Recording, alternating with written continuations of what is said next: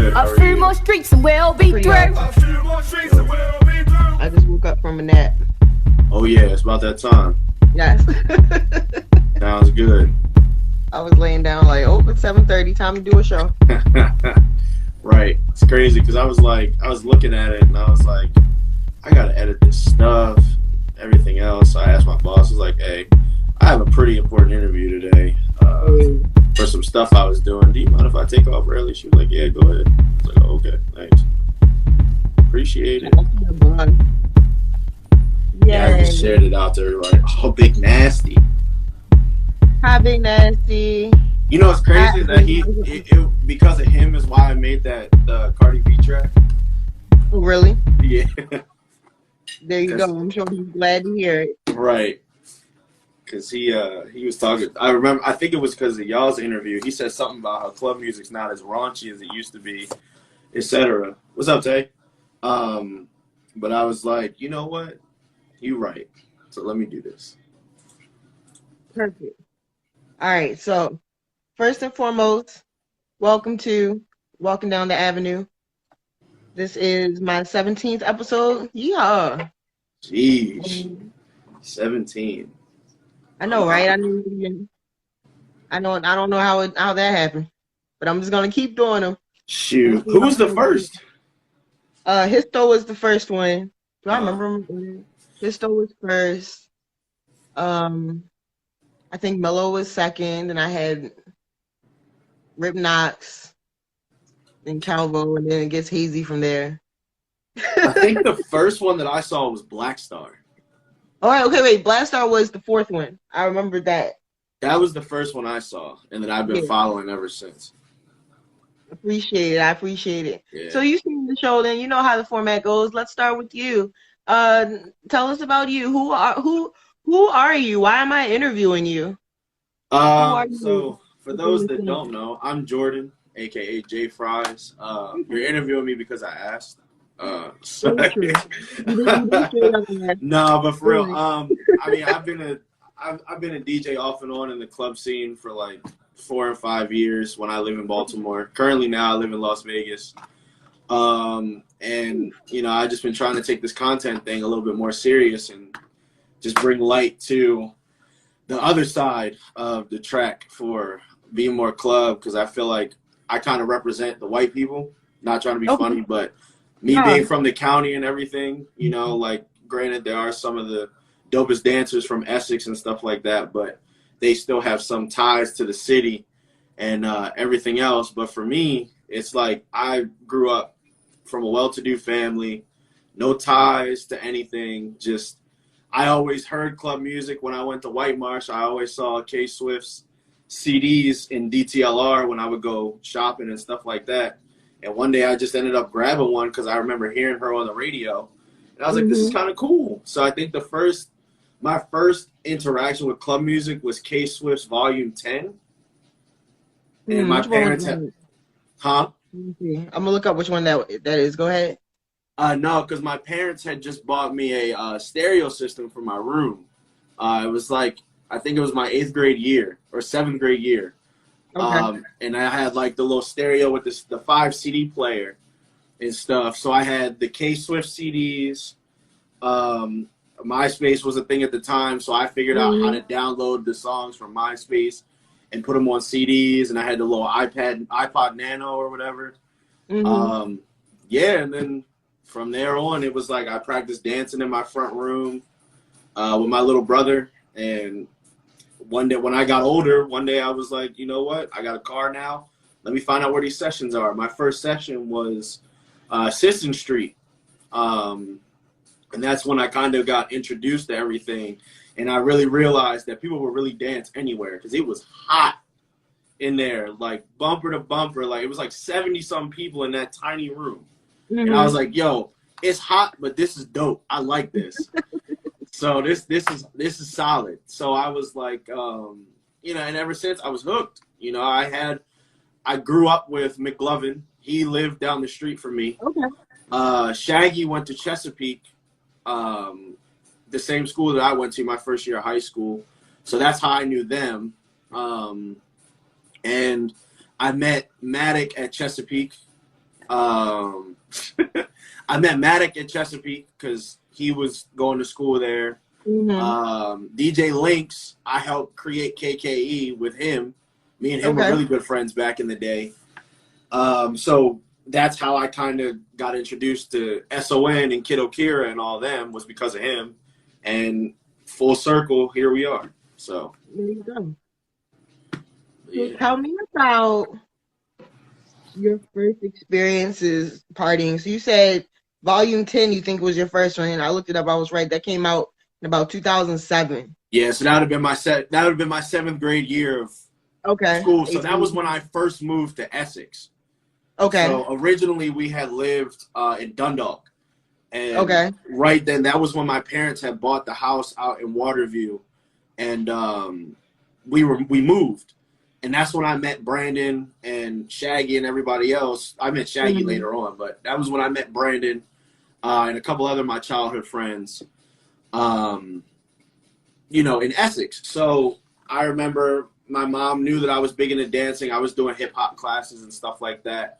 And I was just way too advanced for the people that I was dancing with. So I was like, let's see what this club music stuff is about. So I bought the CD. I think it was like $5. I had my $20 allowance or whatever. I spent $5 on the CD, took it home, and I was just running it back over and over and over again. Like, I just couldn't get enough of it. But my mom, my stepmom is from Greenmount, and she went to school at Pork Chop. So that kind of was how I got also introduced to it. And then we took a tour of 92Q in like elementary school. So I kind of had the idea, and I saw the turntables and stuff, and I was like, maybe I like music. This would be cool to do one day. So years go by and stuff, and then club music turns into what it is now, and I was able to say that I'm kind of a part of it, And I was never allowed to go to the parties and stuff though, because again, my mom being from the city and stuff. I don't know if Greenmount is east or west. I was always bad with that. I never knew what was the east side or the west side. I just called it all the city. It's all the city to you, right? Yeah, it's all the city to me. Like, I know once you get on 40 and you pass Hopkins, that's the city. There you go. The TZO wreck was the cutoff for me. I'm like, all right, I'm in the shits now. So so she was like, no chance, no shot. You're not going to any of these parties. And I think the one party that they did let me go to was because I was going like 11 people deep, and they knew everybody I was going with. And it was at Hawthorne Fire Hall. And I think DJ Jules was the DJ. And I was like, yo, this shit is live. I think it was a New Era party. I was like, bruh. That sounds about right. Huh? I said, that sounds right. DJ, yeah. Because I told my dad, was like, do you have a good time? I was like, Dad, can I do this shit again next week? He looked me dead in my face and was like, hell no. So, like that was my experience. And it just, ever since then, I was hooked, So how long did it take? It doesn't sound like it took you that long. Which world do you feel like you resonate in more, the dancer side or the DJ side with you? I don't know. Or I think the producer side, because you started making music eventually too. Yeah, I'm still kind of trash at producing. Like, these tracks that I put out it was one of those things where it's like I didn't have to think about it. It was just like it kind of filled itself in, Because me, I'm a perfectionist. So like I love dancing, but I feel like I'm not a very good dancer as far as club music goes. Because one, I don't have the I don't have the body type. I'm too fucking big. I'm all shoulders and arms, no legs. Like, so I can't move the way some of these other dudes do. I mean, I call my own, but I'm not top tier by any means. So, I think even with DJing, it was just like I kind of went to the beat of my own drum. I respect, Tigga and Mumbles. Mumbles being the guy, and Mumbles, Tigga, and Nasty are the three people that I can attribute all of my DJ success to. So those three I respected, but it was like I wasn't really interested in being involved in those circles, if that makes sense. That's why until recently by like 5 years, I didn't even know who you were. Yeah. Who am I? So it was like, and I think my first experience with you was at the Crown. I didn't even know the Crown existed. Like, I didn't know what the art district was. I didn't know what the Why Not Lot was. I didn't know Graffiti Alley was a thing. So it was like, I had my own box when I thought of club music. Was all the videos you see, like the video that Alex posted of the white girl doing the Wu-Tang in the locker room. That was my idea of club music and the club scene. All the kids posting videos doing the SpongeBob and stuff. That's what I thought was club music. But then as the years went on and I got older and I had my freedom, I was able to venture out and see more. So then that's when I got introduced to people like Neil and Chaos. And I think the first dancer that I was really cool with when I first came in the scene was Ty. And, you know, he was Uncle Ty back in the day. He was inviting everybody in. And I reached out to him on Facebook and was like, hey, man, I know you guys do this thing down TZO Rec. Do you mind if I come down and learn? And, of course, he welcomed me in, and I met Spaz and Frost and Linwood and all the TZO guys at the time. And at that point, I just felt like, you know, that's my foot in the door. And one day, I think it was Christmas time, I told my grandparents, like, what do you want for Christmas? Because I was living with them at the time. I was like, I want a MIDI controller so I can make tracks, you know, because, again, at that time, I was like, you know, I'm dancing, but I think I'd be better making tracks. And then I realized, like, 3 months in, like, bro, I don't have the patience for this shit. Like, I don't have the patience. I don't have the know-how. I need to just chill. So that day I was like, hey, you know, Grandma, like, I love the gift, but I want to get something else. Do you mind if I exchange it? She was like, yeah, go ahead. Gave me the receipt. I went to Guitar Center, and I saw the DDJ SB2. I was like, I always had a turntable in my room, so why don't I try to for real do something with it? And that's how J.Fries was created, you know? So it's been a ride, boy, I tell you. That's good. No, that sounds like a good, honest, well-balanced journey, though. Right. You know, and for that to take you a couple of years, that's really not that crazy. So you already said Mumbles, Nasty, and Tigger that's like your DJ dads. Especially Nasty. I will never forget the day I got the Nasty sign off. That's probably like, I will tell my kids that story. So at the time, that was when he had the radio show. And it was, at the time, it was me and DJ Kid were at kind of like, who's going to be More Than Dance's next DJ. Okay. And it was like, Kid did his little thing. And I was like, okay, that's cool. No, whatever. You doing the regular stuff. So I was like, I'm going to do something completely different off the cuff. And I was like, and I told, because at the time I was with TSU, I told Shaggy, I'm like, bro, I'm going to do some country music. He looked at me and was like, are you fucking crazy? He was like, Nasty is going to eat you alive. He's going to roast the shit out of you. I was like, I don't know, bro. I got something in the pocket. Like, I think I can pull it off. So a week went by and it was my turn to go. And I was like, okay, so here we go. And I played Josh Turner, Your Man, and Frank Ocean's Novocaine, and I blended it. And I remember looking, and the room just got quiet. And I remember looking at Nasty, and I was like, he doesn't look mad anymore. He looks interested. So I'm like, let me keep going. And I know I fucked up a couple times. Like because my hands started shaking because I was nervous. And I was like, I got all these people. It was Nasty, Unique, Rhino, I think is the guy's name, Vita, and Mumbles. And I was like, my hands were literally like this. I'm like, bro, I'm shaking right now. Like I know I'm on point, but I'm nervous as hell. Because these guys are like make or break. At this point, it was like America's Got Talent. Like, am I going to get that gold buzzer? You know, and after I was done, Nasty sat up in his chair, took a deep breath, and was like, "That was all right." And I was like, "Yo!"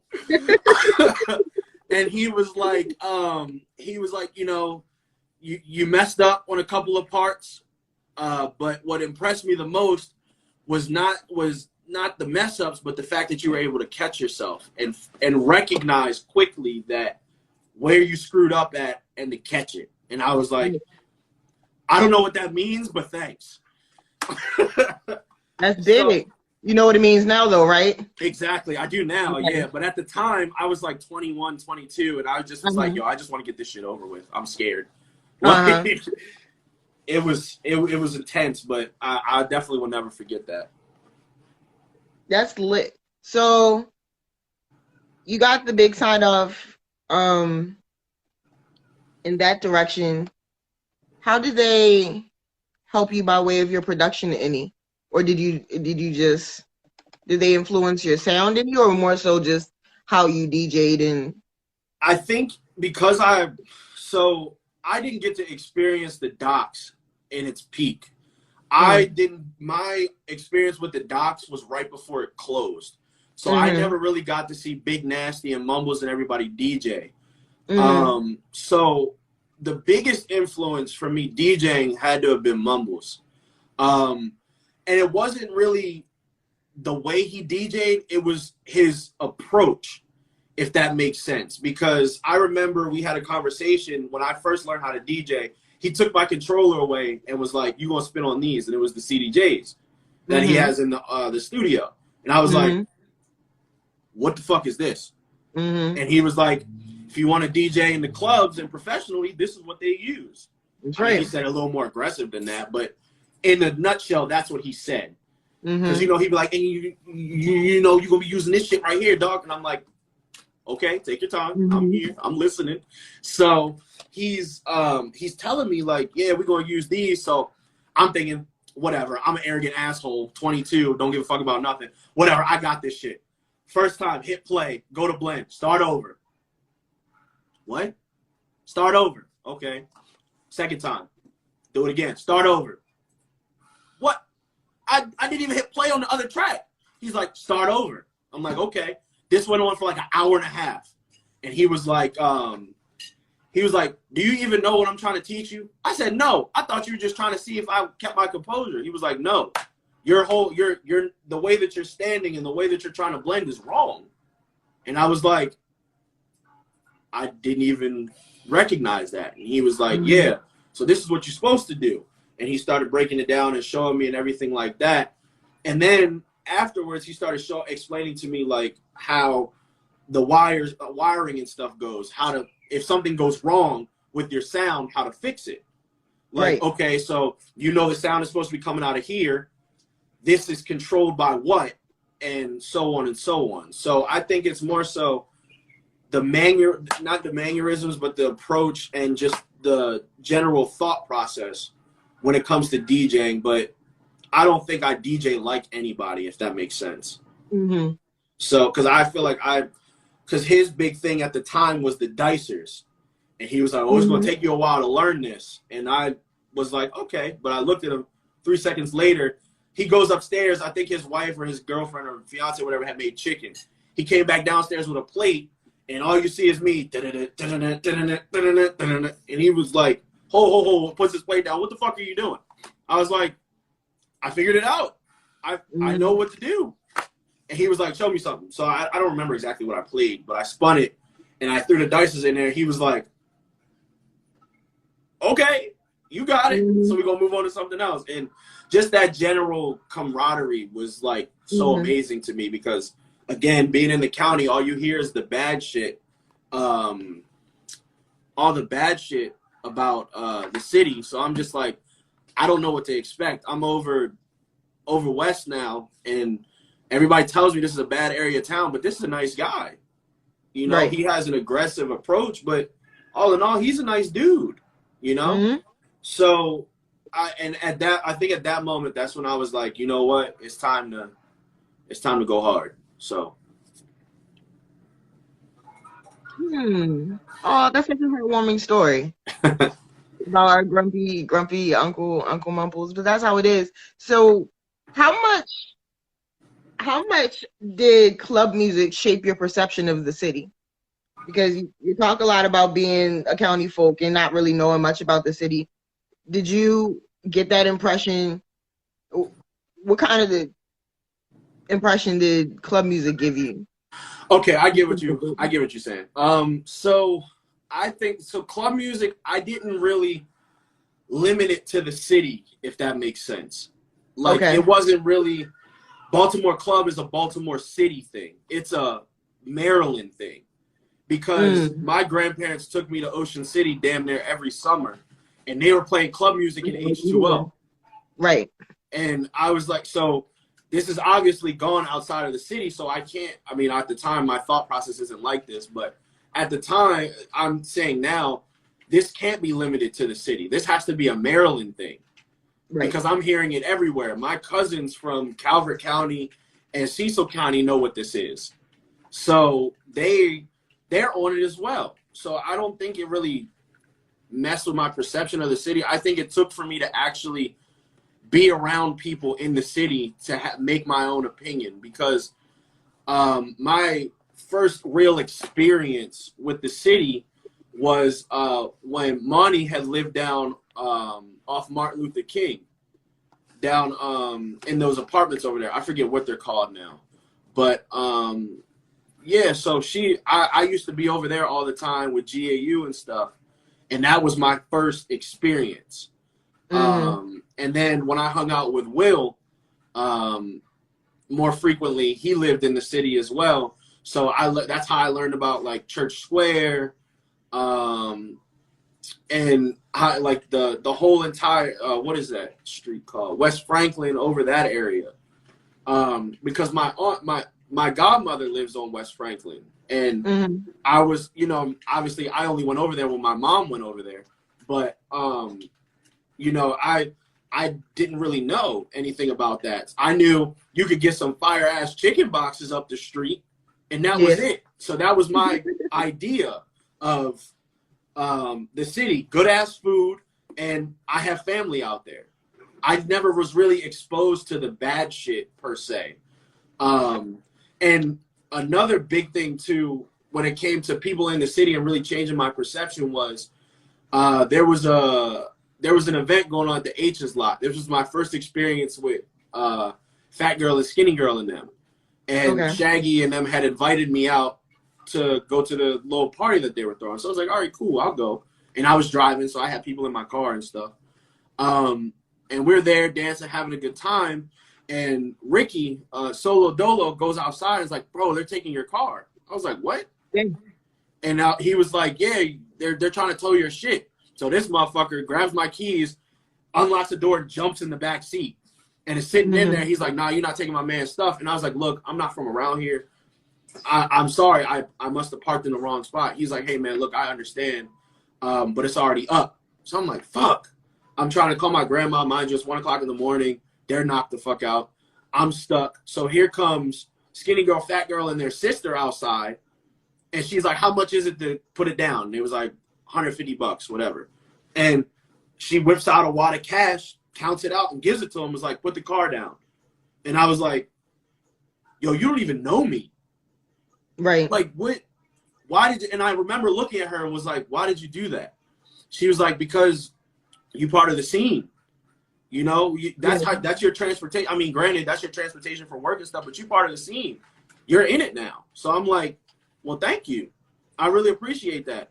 And I was working on and off, so it took me a while to pay her back, but I finally paid her back, and I was like, yo, that's a completely random person giving me $125, $150. That's a lot of money to just give to somebody that you don't even know, Like, and I think that really was a big turning point for me as well. So,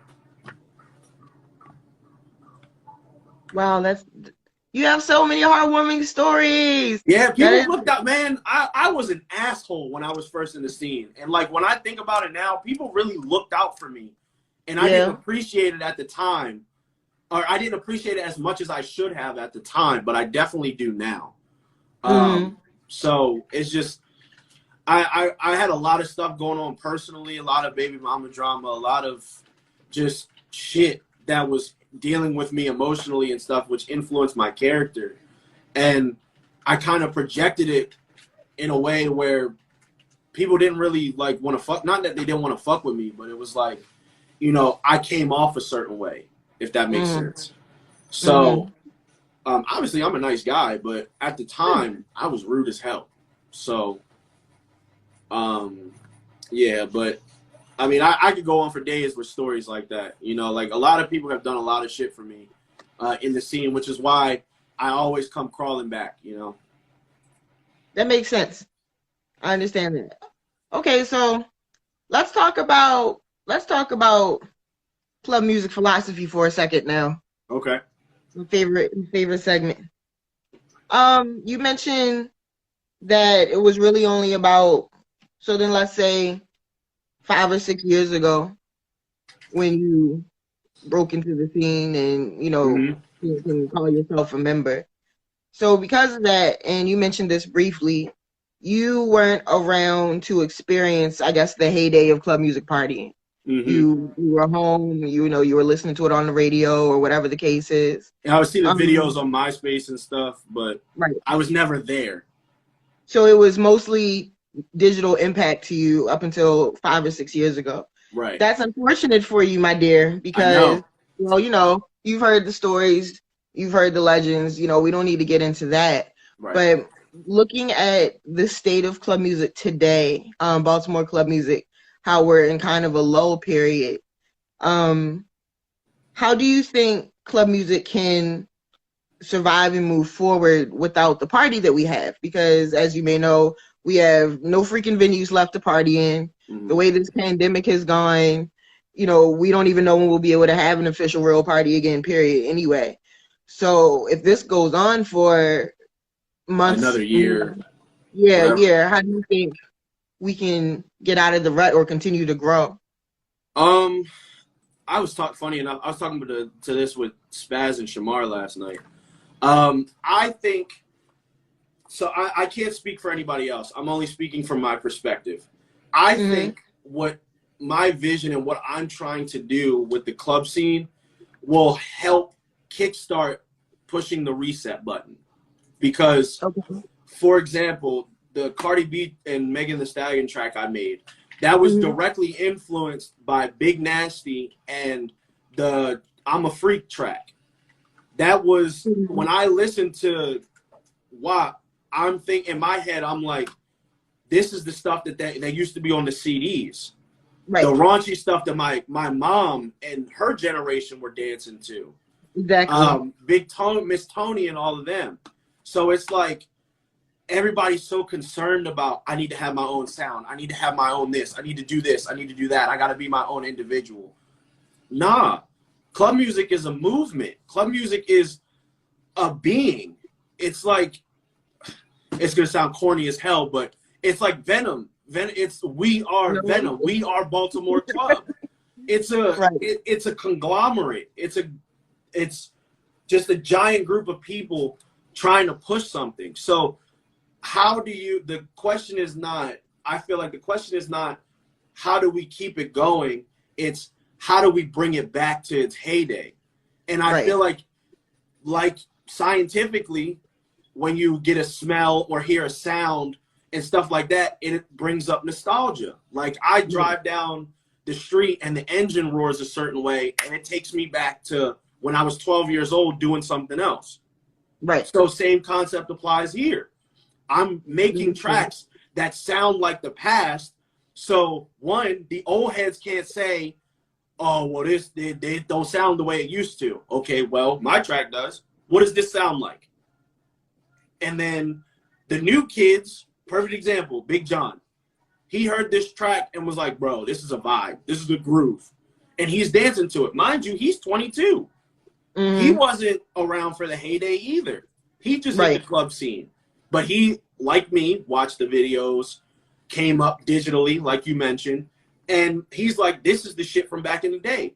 And that's the point that I'm trying to push is you have to kickstart that nostalgia. You have to put people in a position to where it's like, damn, bro, you remember when, and that conversation starts. All because of a track that you heard that just came out 5 days ago. You know, I was looking at my SoundCloud stuff. I think I got to pull it up. Yeah, my SoundCloud in 7 days has almost 500 plays. Mm-hmm. That's insane to me. You're going for that song. Right, and it's mostly from that song, that and the Drake song. But the thing is like, people that are listening to it, they're like, yeah, bro, this shit sounds like from when we were younger and what we came up with and stuff. And I'm like, bro, this is crazy. I never thought I'd have 500 plays on SoundCloud in a week.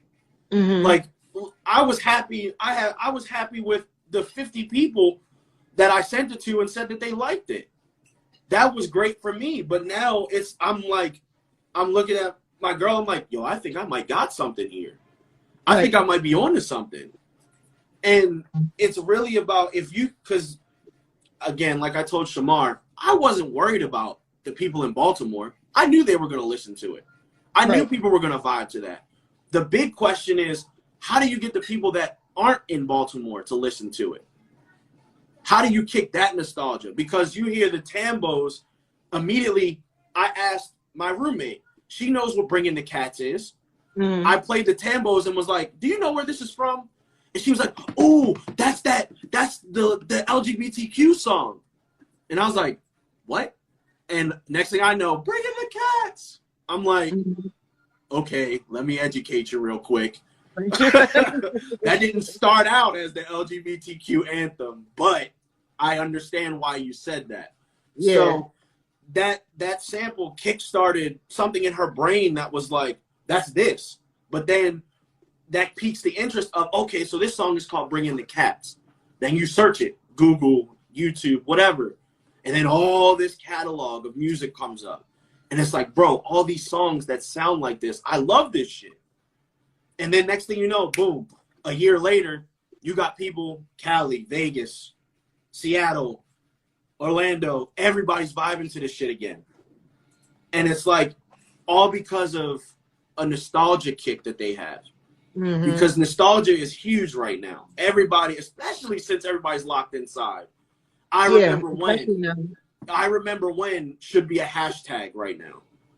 Like we were already in that. I mean, media and society, period, loves nostalgia. Mm-hmm. Like, no matter what it is. But I feel like the generations that are adults now have kind of definitely taken a lock into that. And that's really good to do. That's a really good way to put basically what the key is that everyone needs to do. It is finding that middle ground between what, like you said, the heyday sound like, along with every single type of new track that comes out. The last interview that I did, we were having with Tigger, we were having a conversation about that because Scotty B mentioned the same thing. You know, basically have to make the music fun again. But he was mentioning how club music kind of followed the trend of what current music was. So in the heyday of club music, it was the mid to late 90s. So hip hop and rap was real big, and it was about the party. It was about, just getting wasted, having a good time, spending money, getting girls, the same rap stuff. Now, rap music's a little bit different, and it sounds different. How do you feel about how that is going to ultimately play into where our current club music goes? Perfect example. I took 2 tracks that were number 1 on Billboard in the last month and made tracks out of them, and they sound old. Right. So it's not impossible. It's just artist's hand. You said what?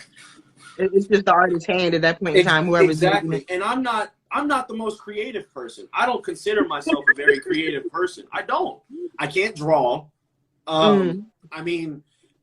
DJ wise, I have concepts and stuff that most people don't think about, but that's in one small area. But in the grand scheme, I don't consider myself very artistic or creative. So all I did was like, okay, everybody's complaining it doesn't sound like this anymore. So why don't we just make something that sounds like that and then see what happens? So what's the next complaint? It's too fast. Let's slow it down. Do the same shit. So we've already got that it doesn't sound like the old stuff. Boom. So now we got the stuff that sounds like new stuff. Oh, it's still a little too fast. Okay.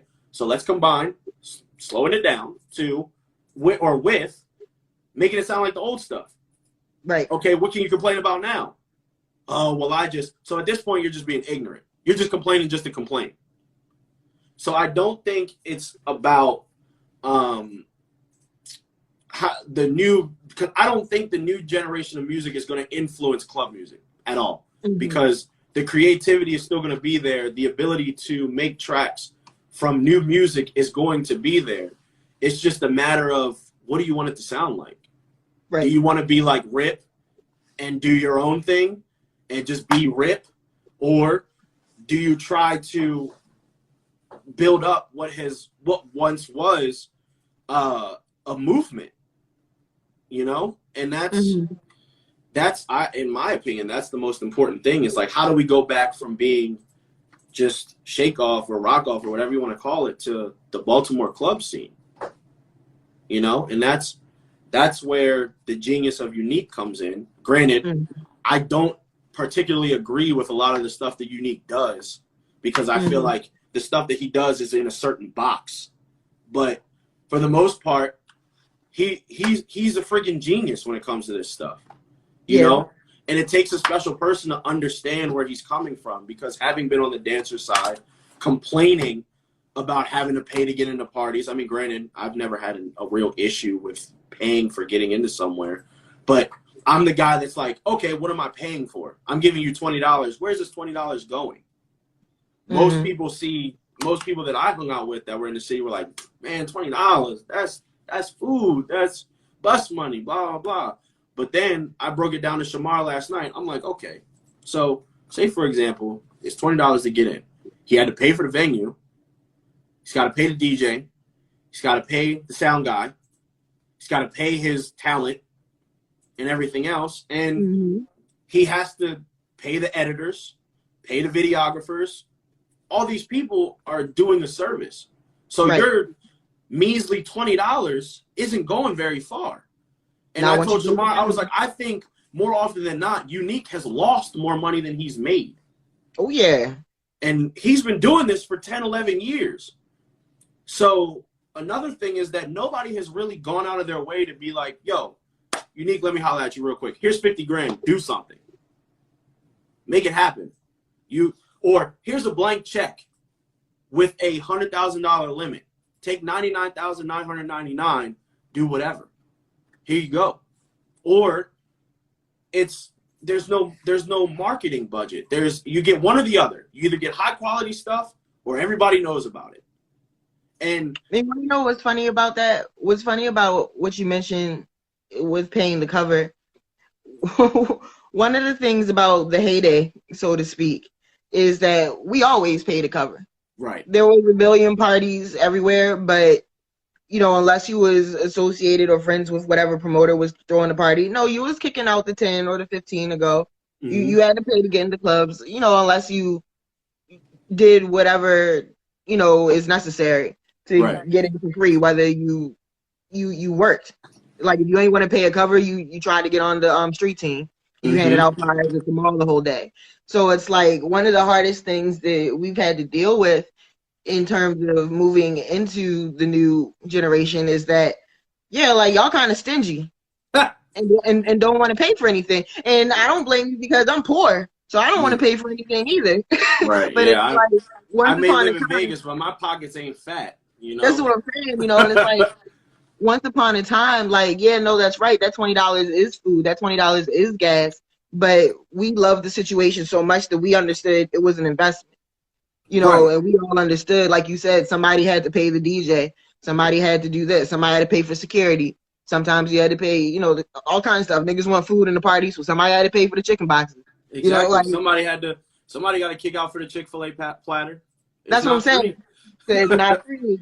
Even if your cousin worked there and get the discount, you know, it still doesn't add up. So it was that's one of those things that goes in the package of, if you hear the older ones mention, we have to reteach how to party. Because it's like, we all have a responsibility to the shit.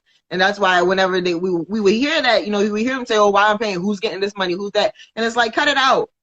Like it doesn't matter if what you're doing, you paid this cover and you had a good time. Exactly. Who the fuck doesn't matter what this money went to, because it's what made it. It's what made it possible. Period. Right. You know.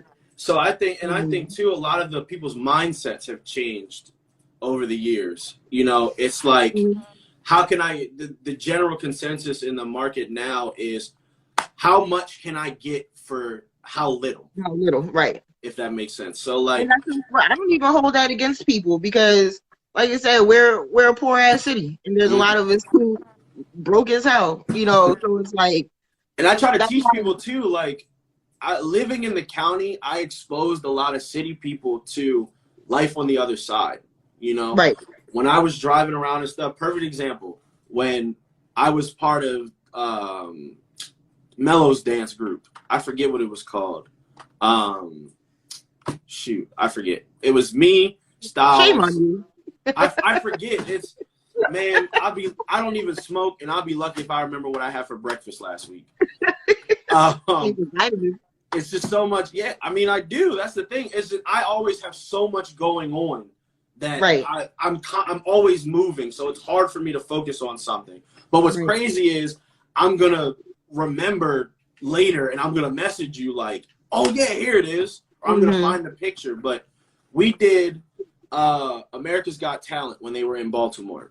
It was me, Mello, Rabbit, or Rabbit and TDR, Sean, Tall Sean, and Styles, and I think it was one other person, but I forget who it was.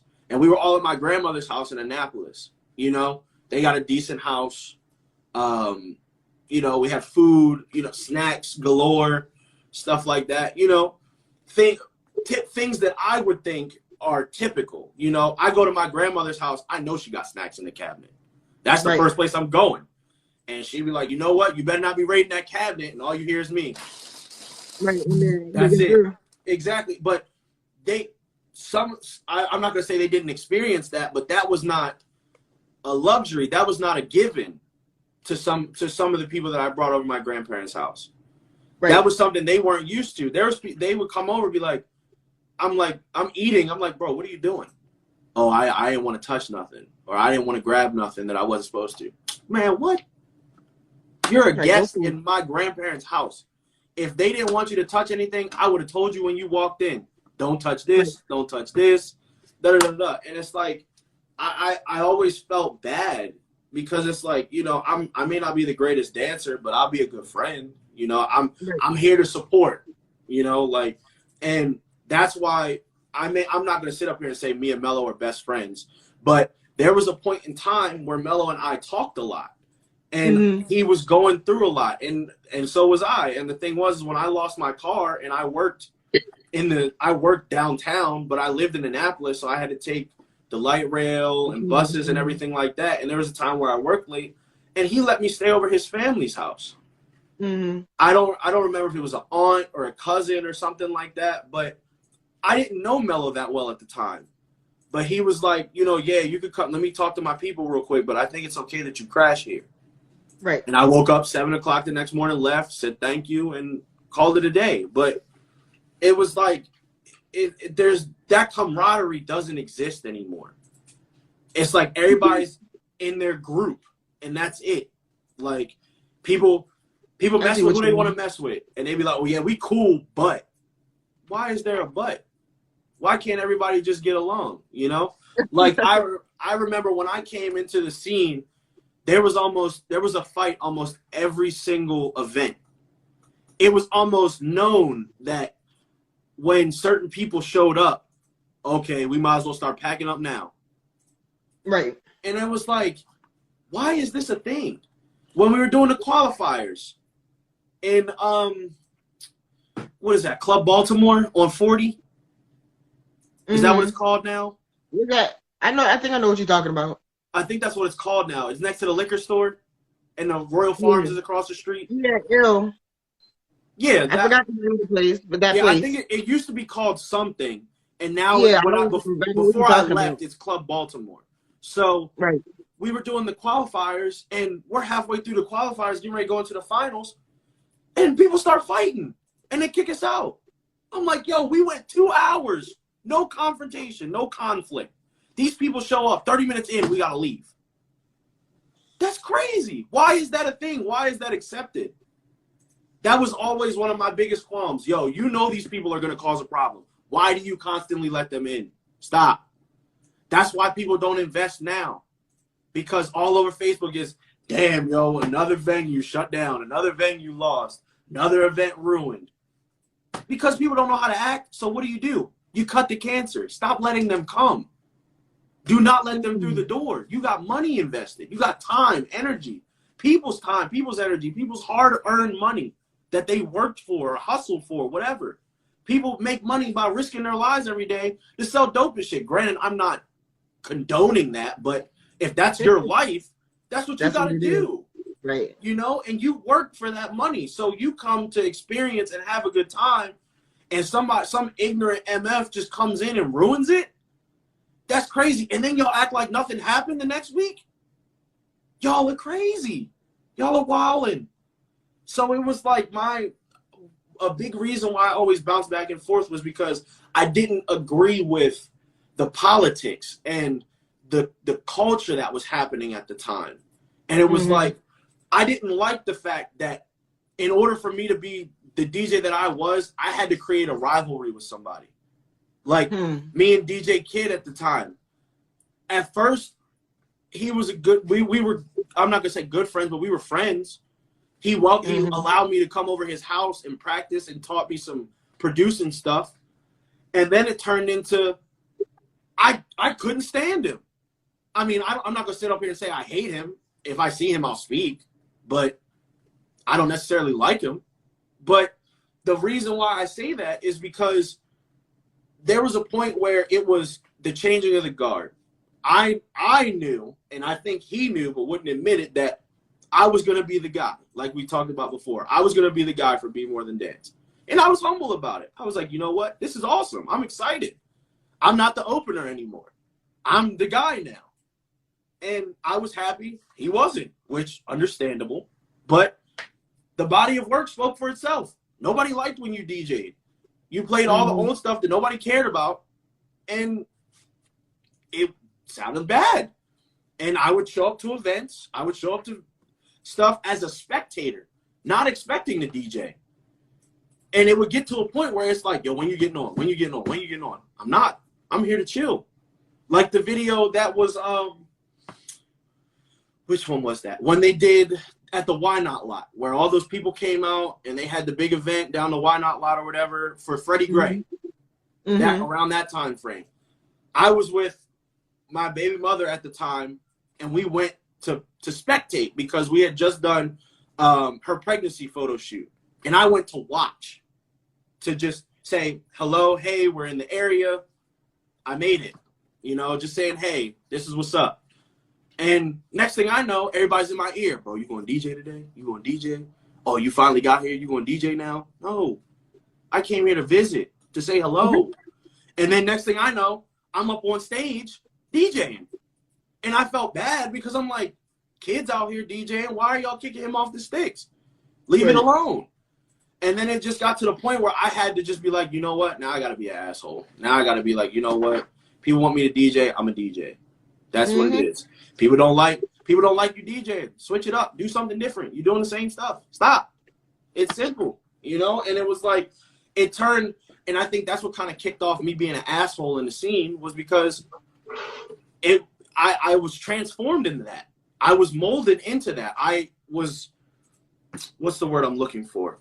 I was shaped into what I hated about the city the most, was the attitude that people carried, the being rude for no reason, the, you know, you look up and you have the natural reaction to look at somebody and you make that awkward eye contact. And somebody's like, you know, the fuck are you looking at? That was me when I was 21, 22. I was never like that. And I'm just like, and I had to really sit back and I was like, damn. I'm really not who I used to be, you know? So maybe I need to take a step back. And it even came out on Unique sometimes because I had paid opportunities with TSU. However, Unique was pitching to me, you know, we have a vision, we have a dream. And I was like, nah, I'm good. I got a kid. I need money. And basically was like, fuck you. And the other day I sent him a message and I was like, I'm not even bullshitting. I maxed out the characters on Instagram on that message. Basically telling him like, yo, hey, I'm sorry, man. I was an asshole back in the day. I know I fucked up and, you know, took advantage of a lot of the opportunities that you gave me and really dropped the ball. But I just want to say I'm sorry, man. And I saw your interview with Ducky and how you said to reach out to the people that are in better positions than you to learn from them and to grow. So this is me asking, hey, can I get under your wing, man? Can you teach me some stuff? You know, I know we live in 2 completely different time zones, and I know it might be a little tough, but if I could just get 30 minutes to an hour of your time once a week where we can chop it up and talk about stuff, I would greatly appreciate it. No response for like a day and a half. He liked the message and then was like, you know, I don't necessarily, in so many words, he was like, I don't necessarily have the blueprint, but I'd be more than happy to, you know, share ideas and stuff. And I was like, you know what? That's not a no. It's not a no.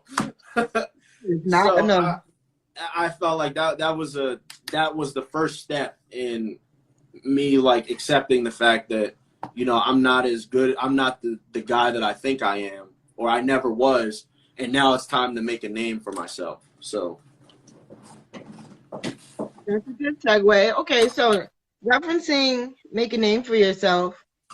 What is your plan or goal? You mentioned in this kind of obtuse kind of way that you have this vision and this, you know, this thing that you're working on and towards that you believe will aid the club scene in some way. Mm-hmm. Tell me a little bit about that. And also, if it's in the same vein, I need you to touch on something you said in the very beginning real quick. Yeah. Where you mentioned you feel like that you represent or you come from the other side in terms of like the white people side. Yeah. Let's talk about the white people side for a second too. Okay. What does that mean to you? Because sorry, I had my girl came in with a box and I was trying to figure out what the box was. Sorry. Go ahead. But yeah, what does that mean? So to put it bluntly, I feel like there's this in the county, from my perspective, there's this aura or this stigma about the city, you know, right, that it's a negative place, you avoid it at all costs. And from where I'm from, people view club music and that urban environment much differently than they do in the city, you know? Right. So I feel like, if anything, I'm the muse, where it's like, you know, let me be the guy to go in here and see what it's really about and pull in and absorb all of the information and then put it back out in a way where these people can understand it. Because where you and I understand about, you know, the club scene and the heyday, Miss Tony and stuff like that, my grandma don't know shit about that. Right. My dad's side of the family, my dad knows club music because of me, but his side of the family don't know anything about that. They think Baltimore, they think the city is just a negative place. They think it's just this pile of sludge that nobody wants to touch.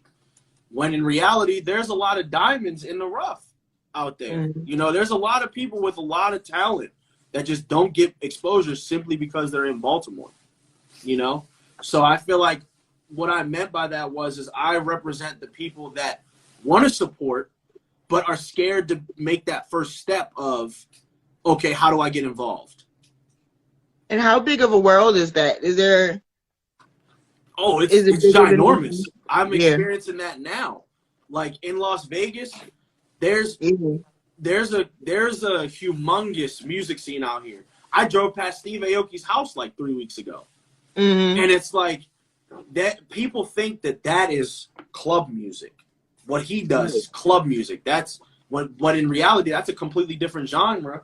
And they take our bass patterns, they take our our hi-hat patterns. They take samples that we use, and they make it so that it's digestible for the group of people that I come from, right? Right. So my idea is, how do I show the people that I come from, the demographic that I come from, how do I explain to them, this is the watered down version of this? Right. This is the mainstream version of this. This is the breakdown. This is the meat and potatoes of it. This is where it comes from. And this is what you need to this is what you need to understand in order to therefore understand why this sounds the way it does. And I know that's a lot of points to jump back and forth between, but in reality, it's true. People like Zed, Steve Aoki, Diplo. There's a lot of huge producers out here that have, for a lack of a better term, bitten off of Baltimore Club or the club scene in general. Excuse me. So in reality, it's like, y'all know Diplo, but y'all don't know K-Swift. Y'all know Zed, but y'all don't know Big Nasty. Y'all don't know Mumbles, Tigger. Y'all don't know Scotty B. I mean, personally, I didn't know who Scotty B was until you did his interview. But after I saw that, I did my research, and I'm like, oh, so this is who he is. Yes. Scotty B. Yeah. So, and I heard, and then I know Markel's dad is a huge, was a big influence in the scene as a DJ. And it's like, again, I don't want to be a tangent-tary and start talking about something random, but realistically, what I'm trying to do is, like I said, be the guy that comes from the middle class, upper middle class, go into these areas and not gentrify it, but take it in its raw form and expose it to people.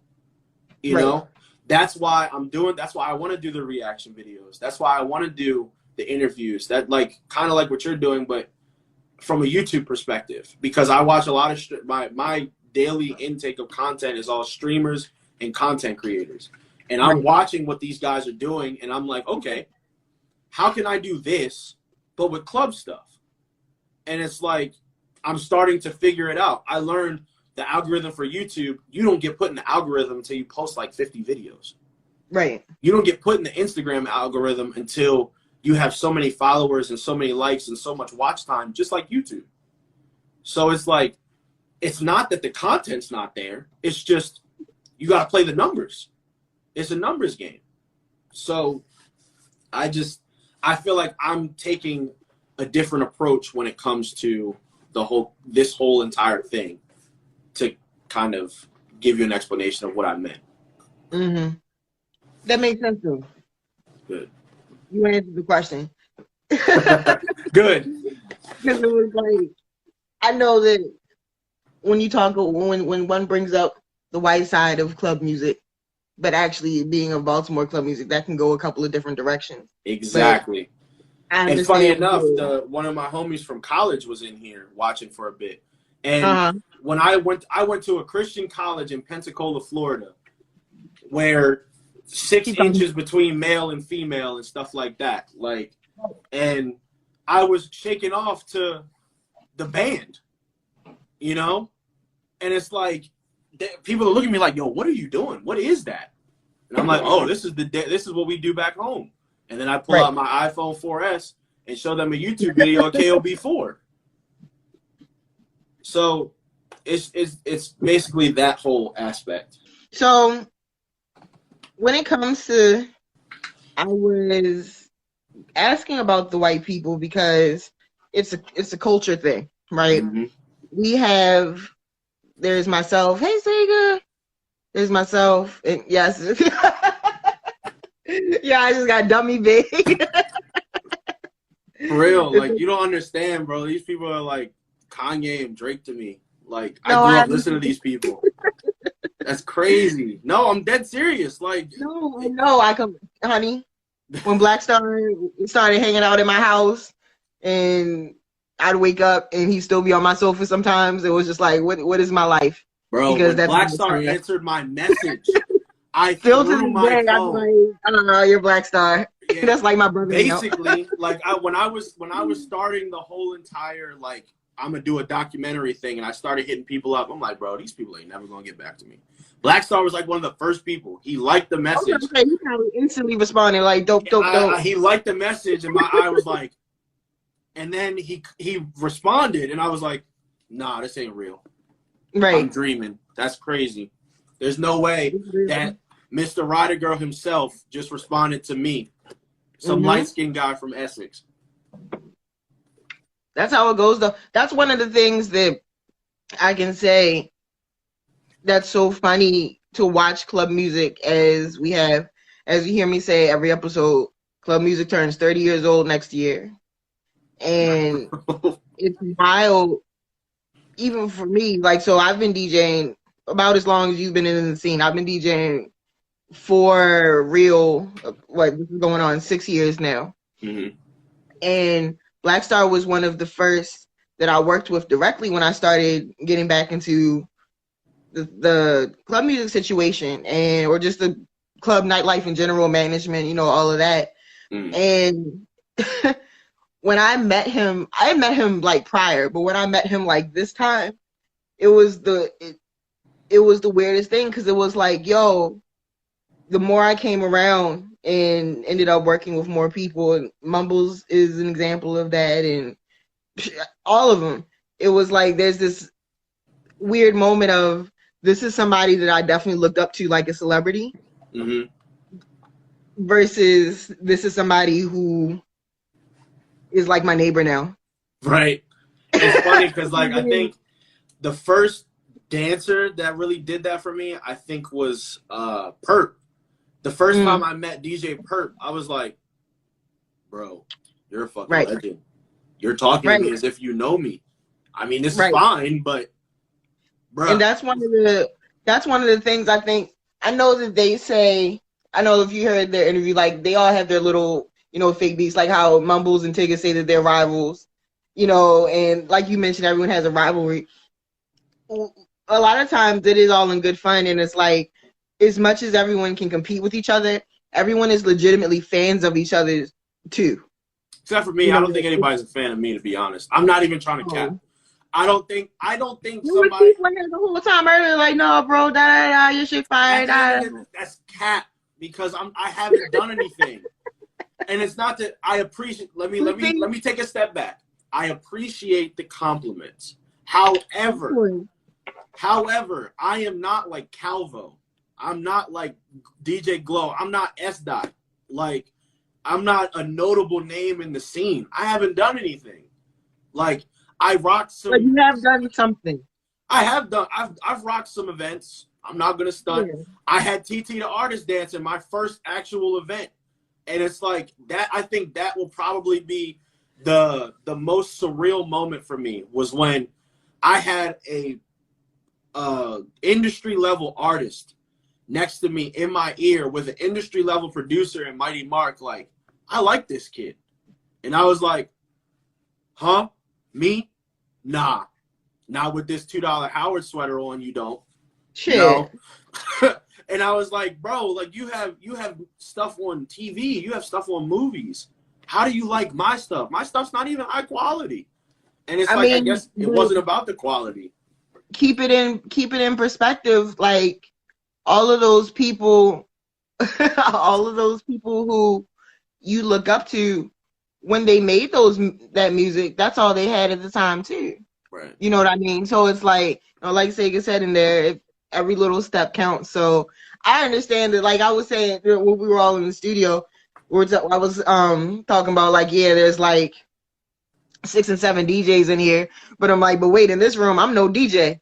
I'm standing in the room with Mike Mumbles. I'm standing in the room with Nasty. I'm standing in the room with Sega. How dare you call me a DJ? You call me a DJ, but it's crazy. Like, no, they are like, what you mean? You Ducky. Right. And then the crazy part is I never really knew the impact and the level of notoriety that Mike Mumbles was until after he started teaching me. Because I heard that he was the commercial guy on 92Q, which is funny because, like, I thought I recognized his voice, but I didn't know from where. Like, and I remember that was the thing. And I was just like, really? Are you serious? Mm-hmm. Like that was you and you're teaching me how to DJ for free? Like what? Right. Are you kidding me? You're giving me all this industry knowledge for $0? Like for some gas money? That's it? That's crazy. Like Tigger was like the first Tokyo, when I put in his interview on Tuesday, Tokyo Drift was the first track that I ever made a video to. Granted, it was on this little tiny camcorder that never got posted, but Tokyo Drift was like my real intro to club dancing. And it's like, bro, I've seen you, like, I know you. I can hit you up, you know? Like, it's insane. Like, I have that connection with somebody that when I was 12, 13 was like an icon. I mean, he still is, but it's like, at the time, I thought he was untouchable.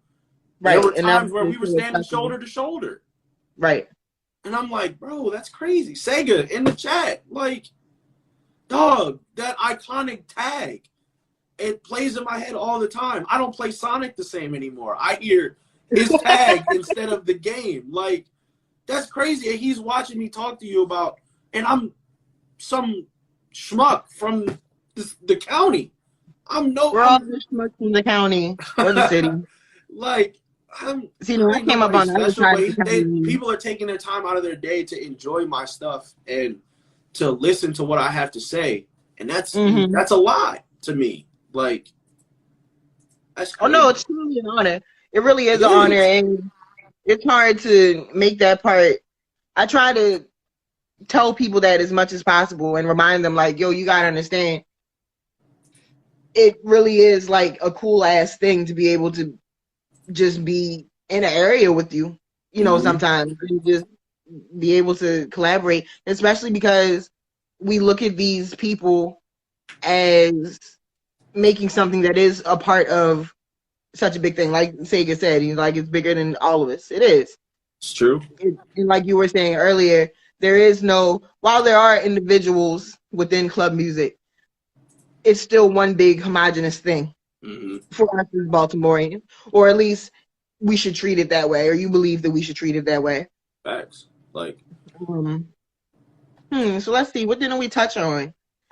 A lot. We touched on your influences. We talked about the past. We talked about the present. So then let's talk about the future. That's how that goes. Okay. Where do you see the music going? Out of Baltimore, to be honest. Again and again. Huh? I said again and again.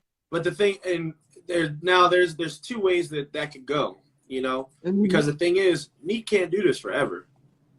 And he may be a god in his own right, but I know he has a family.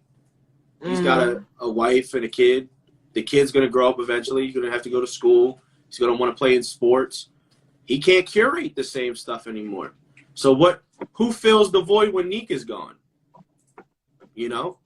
I mean, Mello maybe, but even then, like, there's only one Unique, you know? Right. And it's like, he's kind of the caveat to everything. He's the guy, he's the glue. He's the one that holds everything together. Because I remember when Mumbles shut the alley down for a month, people didn't know how to act. People started going crazy. Somebody got stabbed. Like, somebody got shot that was in the scene. And I was like, that's bro. Not funny. I'm not laughing, but like. I mean, it's funny. Like, it's funny because I'm not lying. Right. Like, it's one of those. That's how dead serious it was. Facts. And it's like. Right. And then when they shut down the dancer page, people didn't know what to do. Like, it was crazy. It's a crazy thing to realize that this is real life a movement. And people are so much in their own head that they don't understand, like, yo, you could potentially be part of something groundbreaking. Like, granted, it took 10 years for Be More Than Dance to be what it is, 30 years for club music, but there's at least it's got a history. So now, how do we put it in front of people? You know, like, that's why I said what I said earlier. Like, I love Neek to death, but I don't agree with everything he does. He doesn't touch my market. He's in the bubble of the city. And that's why I said with Santorini and WAP, I'm not worried about the people in Baltimore listening to it because I know they will. Like, perfect example is I made a track about in reference to my favorite streamer, Dr. Disrespect. Nobody knows who he is, but I made it a club track and people are listening to it. But on SoundCloud, it's doing terrible. On Twitter, it's doing numbers because people on Twitter know who Dr. Disrespect is. Right. And none of those people know what club music is. And that's the point. It's not about, you don't have to stick to your roots to be original. You don't have, or to be genuine. You don't have to do what everybody else does to say, this is club music. You know, this is Baltimore club music. Yeah, of course you want to keep it like the old stuff, in a sense, the general overall sound. But for the most part, you got to mold with the times, you know? And it's like, that's why I feel like the series that I'm planning, all of the ideas and stuff that I have is vital. It's important. Like, all of my stuff that I post in reference to that series has got over 150 views in an hour, 2 hours. Tell us about the 200-something followers. Do the math. The percentages on that is crazy. People are interested. Right. And the vast majority of my followers are not people in the club scene. Right. So it's like, That's it's there. important. It's there. People want it. You just got to know how to put it in front of them. And I feel like that's why I want to work with Unique so bad. Unique, if you're watching this, please listen. Because I'm on to something. I promise you. I would not wait. I'm 26 now. When I was 21, 22, I was a different person. But I have way more knowledge and way more, you know, years in this and enough to know what people want to see, how they want it presented in front of them. How do you get outside of the bubble of the city? How do you stop caring about what the club scene thinks while at the same time still holding to the integrity of the club scene? Does that make sense? Like, it how? Does. Because again, the people in the club scene are going to consume Baltimore club content. It's a given. So that's the constant. Now you got to worry about the variable. How do you get the variable involved? The people that are outside of Baltimore, people in DC, people in Jersey, people in New York, people on the West Coast, they move a lot slower. So 135 BPM is fast. Those guys in my video, Tay and Chad, when I first played it, they were like, whoa, shit. How do we dance to this? So I'm like, here you go. Mind you, I met these kids.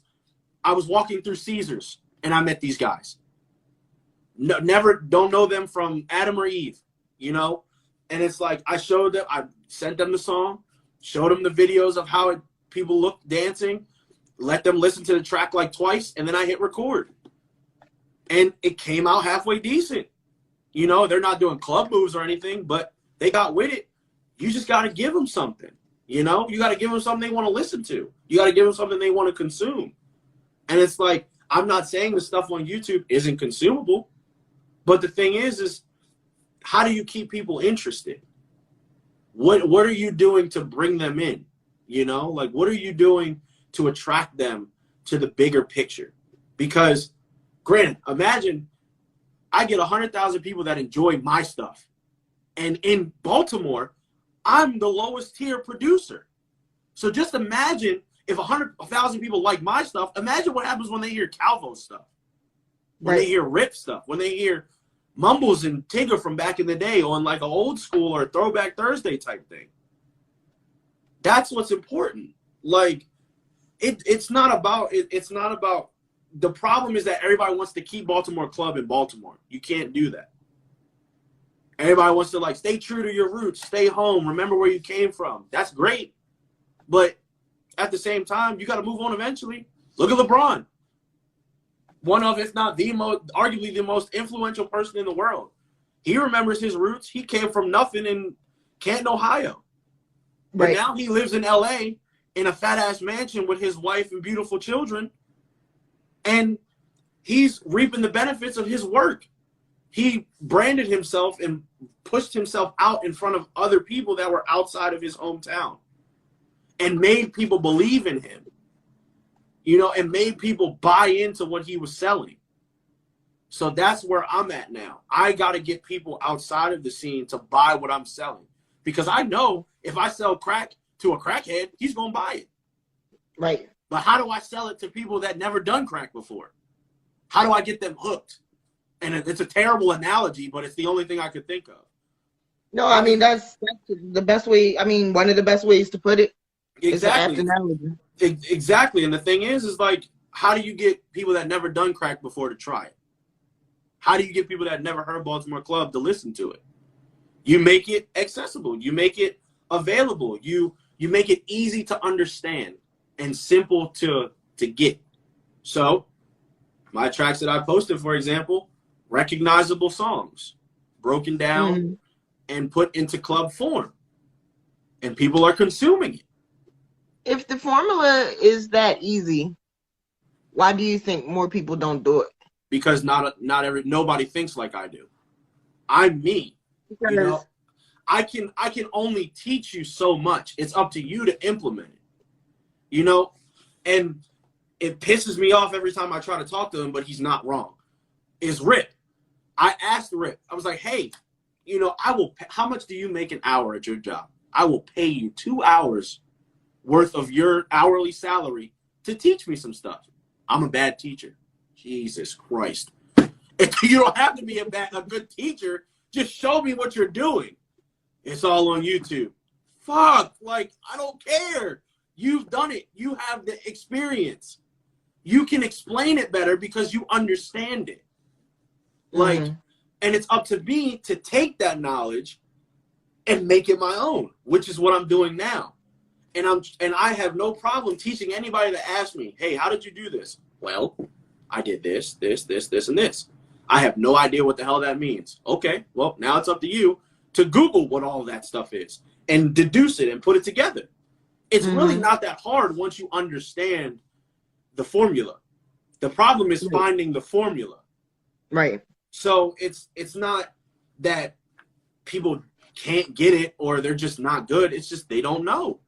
Ignorance is the killer, or they don't want to know, or they don't want to learn. It's not that they don't have the ability to do it. They just don't want to do it.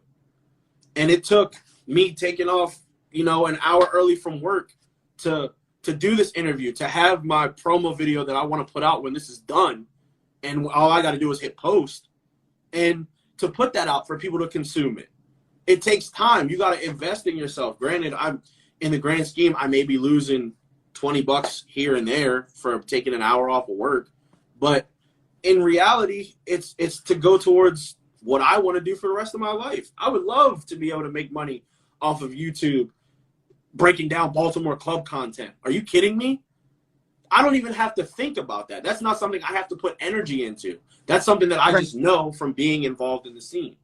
It's not something like where you have to learn a trade and then implement the trade, or learn a skill and then implement the skill and then learn as you go and stuff like that, and then kind of try to go along the way. It's like all this comes naturally. So I could talk about this for hours.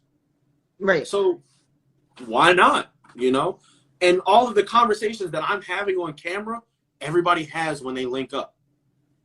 99.9% of dancers that hang out together are watching old dance videos and breaking them down. And my thing is, why has nobody monetized this? Why is nobody trying to make money off of the conversations we have every day? Because people want this insight. For example, my first video is going to be breaking down KOB 8. And I have my favorite battles of the night, the most controversial battle, which was Shamar versus Spaz, interviews with Shamar and Spaz, and then an interview that I'm working on with Mello because he won. And this is all content. It's simple. You can talk to these people on the street. Hey, bro, that shit crazy what happened at KOB, huh?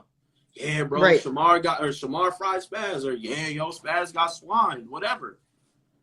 Do it in front of a camera. Make money off of it. It's simple. Because there's people that feel like they can't access those guys. They feel like in their own head, they're like, Spaz is untouchable. He's a legend in the scene. Shamar is on the come up. He has X amount of followers. I can't just DM him. So I'm like, okay, you can't, but I can. I have access to these guys. I can get directly to them. I know how to get to these people. So let me ask the questions everybody wants to know the answers to and put it in front of a camera for you guys to hear. So it sounds simple, but it takes a lot of work. You got to want it for sure. Like, and I would love for this to, like I said, I would love for this to be the caveat that hits the reset button. And then when Unique is finally like, you know what, it's time for me to hang up the mic, swing that here, buddy. It's okay. I'll take good care of it. That's always been my goal. Like, to not just to be a hood famous guy, you know. When I come to the scene, it's, oh, there go J.Fries, blah, blah. I don't give a fuck about none of that shit. I give a fuck about keeping it alive. It's great. It's wonderful to be known and to be famous, but I don't care.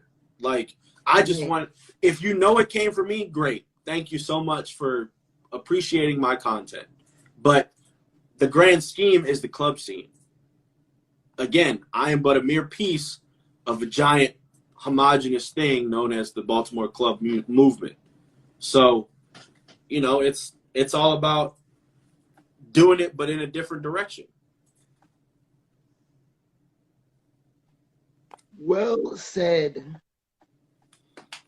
Well said. I'm just waiting for you to hit me with a controversial question. That's what I've been waiting for this whole time. I don't have a controversial question. Thank you, Jesus. Because I was nervous for that. Why were you nervous? Well, wait. Let's see. There is one thing I could say if I could make you nervous, but I have to decide if I feel like asking it or not. Go ahead. I am an open book. Only because we have 25 minutes left. Well, I'll make it quick. I'll condense it.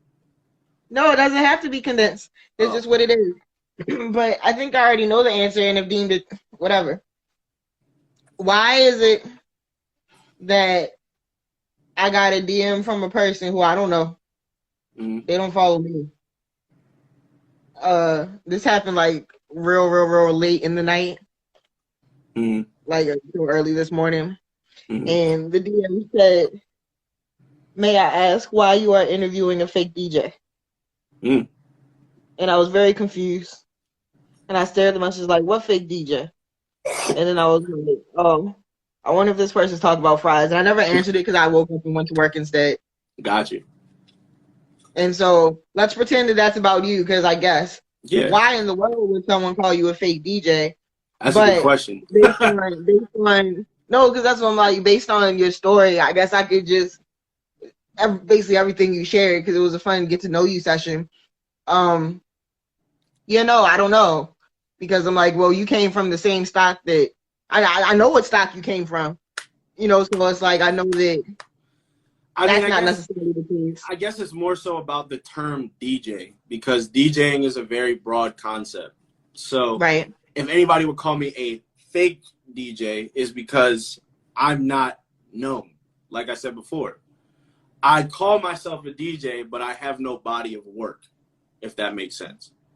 That's like the thing that irritates me the most is when people say they're international DJs, but have not really done what an international DJ really has done, such as yourself. You've been to Canada. I can do it. Guess what? Yeah, exactly. You've been to Canada. You had your tour. There's a body of work there. You know? Right. I don't consider somebody an international DJ that went from New York to Canada to DJ a friend's house party. That's not an international DJ. That's you doing somebody a favor. Now, I've been paid for my services. On numerous occasions, I worked for a company that paid me to DJ a power play. Granted, it wasn't my style of DJing, but it was DJing nonetheless. And that's the work. So I can say, if you've never been paid to DJ, you're not a DJ. Yet. If nobody has ever come to you and been like, I would like to compensate you for your talent and your service, that you are not that person, if that makes sense. So to put it in perspective, there's a lot of people that call themselves producers, but have never made music for anybody but their friends. You are not a producer. You are an aspiring producer. You are you're the kid with the student driver ticket. That's what you are. I mean, hey, I'm not the guy that puts the definition on DJ, but I feel like that's a pretty universal thing. But yeah, like the thing is people that have never been compensated to do the thing that they call themselves, I feel like that's like the student, like I said, a student driver sticker, you know? It's an interesting tweet. Exactly. You're driving, you're a driver, but you're still learning. You're not to the point where you have your full license yet, you know? Same thing applies with DJing.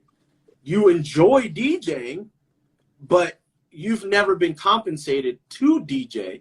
Therefore, you cannot call yourself a DJ. Now, whoever said that, I hate to break it to you, but I'm a DJ. I've been paid. I think so. I like to think so. I've been paid multiple times. Now, I will say, back in the day, if it's somebody from my past, which I have a feeling I know who it is, back in the day, I had a bad habit of talking myself up and making things sound better than what they actually were. But when it comes to this DJ shit, that was one thing I always took seriously. That was one thing I always was 100% honest about. Like, obviously, everybody... you get pulled on that shit real quick. Huh?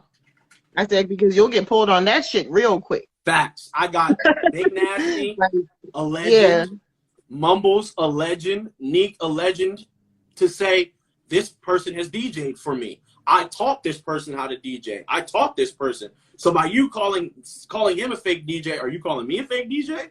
That's why I was kind of like, well, it's all a relative term. I mean, what do you consider a DJ? Like, you know? what are we? I'm not just somebody that has a controller and plays music for one person on Instagram Live. Right. Like, that's not a DJ. I do that. Like occasionally. But you don't have just one person watching you though. It do be like 1 in 3 people sometimes. Hey, it's all about time of day. But you know what? Yeah, that's my dumb ass going live at like 2 a.m. Exactly. You got all the night owls, all the people in the car waiting for their sale. Exactly. All No, it is. It's just time and place. Exactly. But see, you handle that well. That's not controversial. That's just one of those things where it was the first time that somebody. Well, first of all, it was the first time somebody came and commented on who I had coming up. Like low key, everyone else was just kind of like, that must mean that I hit a nerve. And that's what I was gonna say. It's like this is the reason why. Like the reason why I'm interviewing this person is because you felt compelled to send me this message. But that's the thing. That's like, content. And that's why I said it. Exactly. That's why I said what I said. Like, think about it. Right. I'm not a fake DJ, but there's someone out here that cares enough to know why you took the time out of your day to hear what I had to say. Right. So obviously I'm important to somebody, whether it be positive or negative, because all publicity is good publicity. But at the same time, that also reinforces my idea of I'm on to something. Because I got people that don't like me, but still want to watch. You still know what you're doing. Exactly. I mean, everybody's not going to love you, but it's the people that don't like you that make you the most money. Sometimes it is. Because they're your biggest promoters. Exactly, because you're talking about it. You're telling people about it. Oh, can you believe Jordan's getting interviewed by Ducky? Yeah, that's some bullshit. I'm going to watch it, though. Right, I'm going to watch it, though. See what his little dumbass got to say. That's fine.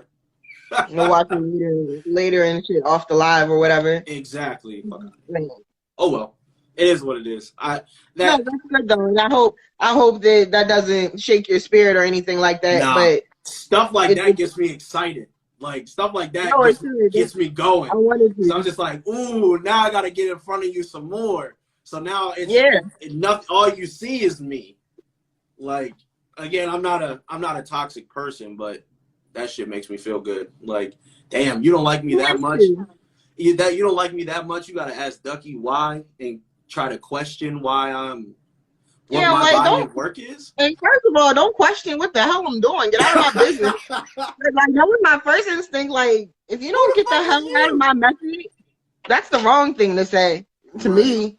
They don't ever ask me about what the fuck I'm doing, but but no, that's perfect though. So let's see. Tell us a story about who are your favorite club producers. Ooh, story time. Mhm. I think my first club producer that I really messed with heavy was Chaos.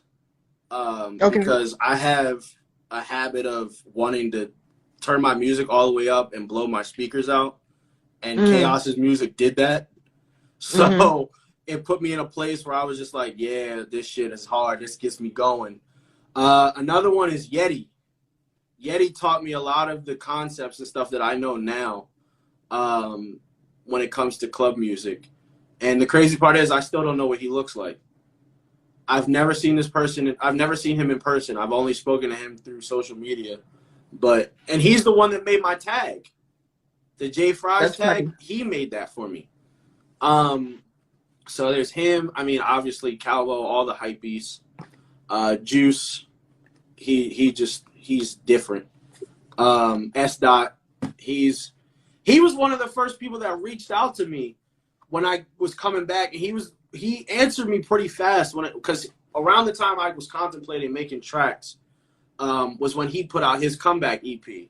So I was like, shit, yo, can you help? And he called me on Instagram and was like, yeah, bro, what you doing? Oh, well, this is what I'm doing. Okay, let me listen. Okay, well, why don't you do this?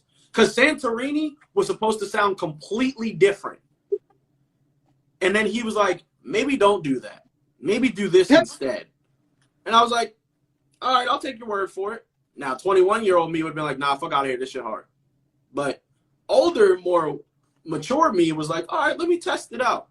And lo and behold, that shit came out way better than what it sounded like before. So I would say them. I mean, and then so all the hypebeasts, S. Dot, Chaos. And I think that's pretty much it. I mean, obviously there's people that I'll listen to their tracks and I like the track, but they're not like, oh shit, they put something out, I gotta hear that. You know? Right. Like when DJ Glow puts something out, I'm all ears. When Calvo puts something out, my interest is always piqued because Calvo makes music that I like to listen to when I'm doing menial tasks, like washing dishes or cooking and stuff like that. Right. Glow makes me want to dance. S. Dot makes me want to dance. Who else? Hypebeast, all of them. D, everybody. Yeah, I mean that's probably it, to be honest. But I just want to make sure I covered all of the things that I like in club tracks. That's a pretty broad roster though. Yeah, because it's like I can't sit up here and say one person is my favorite because it depends on my mood. You know? If I'm driving, like if me and my girl are going to the strip and we're in party mode, I'm putting on DJ Glow and Bugs and all them and Chaos. Right. If I'm chilling and I want to just hear some cool shit, or I'm walking around the grocery store with my AirPods on, I'm putting S. Dot on or Calvo because their shit is dope enough to where I can bump it in the store and not have to start SpongeBobbing while I push the cart. Yeah, so I mean, it really just depends on what I'm doing and how I'm feeling. Or I'll just play my own stuff because it's hard. And I like it. Are you a person who loves club music unconditionally, in which you can just listen to it all the time? Or are you a time and place type of thing? I can listen to it any point of the day. That's why my range is so broad, because it depends on what I'm doing at that time. You know, It's not like I only got to listen to club music when I want to dance. I listen to club music. I was known for that in high school. I would walk around and I could listen to club music and not dance. Like when Matic put out his little album or whatever back in like 2008, 2009. I had that whole thing on my iPod and I would just sit there and listen to it, just vibing. And it's like battle shit in my ear and I'm not dancing. Right. So I would say yes. Let's see. Of the places that you did get to party in Baltimore, where was your favorite? That's an interesting question. I've been to the docks. That was fun. That was really hot though. Same Very thing hot. with Sisson. Yeah, same thing with Sisson Street. I think the most memorable was probably H's lot, honestly. Okay. Because it was always a friendly environment. It was always like you were at a cookout with your family, just everybody danced.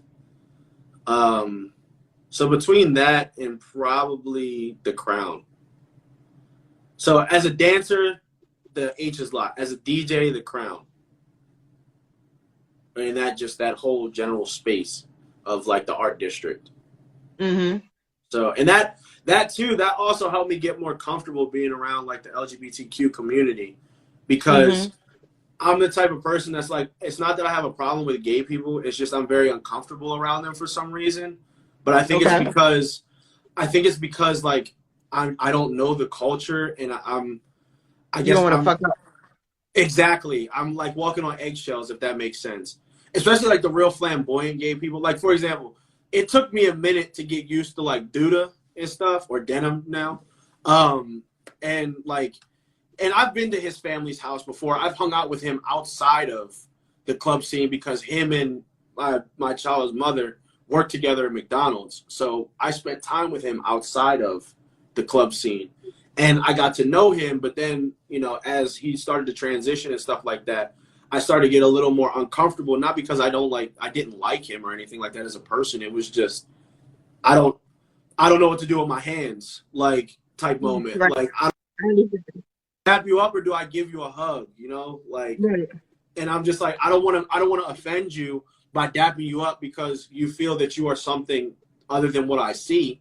But at the same time, I don't want you to think that I forgot we're cool, you know, on that level. So it's like, hi, you know, just got to hit him with that awkwardness. But now I'm to the point where it's like I'm a little more comfortable around it. And that's a big thanks to the Crown and that whole environment, honestly. Yeah, that's one of the things. I don't know. I don't need to go down that road with you, but one of the things about the Baltimore club culture that does come up is the fact that the Baltimore club culture and the Black LGBT community are so intertwined. Mm-hmm. Super, super, super, super intertwined from its roots. And even, you know, ball dancing and all of that, it comes out of the same Baltimore club roots, more or less, that, you know, everything that we do and know does. And, you know, homophobia is a hell of a drug. Facts. And it has stopped so many parties. And we used to say that all the time, like, if you want to party, you can come here. But then people wouldn't want to because they would think it was a gay party or whatever. And it's like, yo, you are missing the fuck out because some of the illicit partying is going on in here. Right. And the thing was, too, like, I went to culinary school in Philly for a year. And I went to a gay club with my friends by accident. We didn't know it was a gay club. We had hella fun for like the first 2 hours. And then we started seeing dudes on the poles and stuff. And I'm like, oh. All right, something's different. One of those parties, huh? And it was just like a regular club. It was just guys walking around in chaps with their butt out. And I was like, this is weird, but I'm still having fun. Am I gay? Like that was my real thought process. Like, am I gay because I'm having fun with naked men around me, but I'm dancing with females? I'm lost. Like, right. So it was just one of those things where it's like I kind of had to get used to it. And I've seen homophobia, you know, tear people apart because my younger brother came out as gay. And that was a real curveball. I never saw that coming. Like, I knew he like had tendencies sometimes, but everybody does when you're growing up. You know, you do gay shit all the time when you're a teenager. And it's just there's jokes. But the thing is like my dad took it really hard, you know, and was like, and my stepmom kind of made like a fucked up joke about it. And she was like, well, what if all your kids came out gay?